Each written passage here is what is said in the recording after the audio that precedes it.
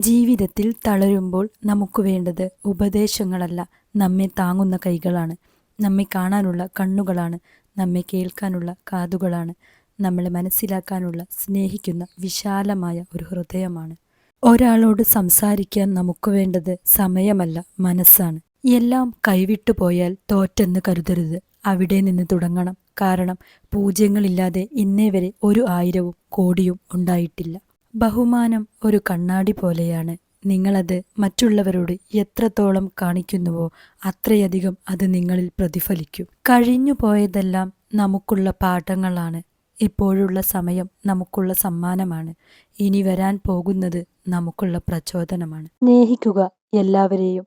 നാം തളരുമ്പോൾ ഒരു പക്ഷേ നമുക്ക് താങ്ങാവുന്നത് നമ്മൾ പ്രതീക്ഷിക്കാത്ത കരങ്ങളായേക്കാം. വിശപ്പ് മാറിയതിന് ശേഷം കിട്ടുന്ന ആഹാരവും മനസ്സ് വേദനിപ്പിച്ചതിന് ശേഷം കിട്ടുന്ന സ്നേഹവും കൊണ്ട് ഒരു കാര്യവുമില്ല. ജീവിക്കാനുള്ള ഏറ്റവും നല്ല ഊർജം ജീവൻ നൽകിയവരുടെ മുഖം തന്നെയാണ്.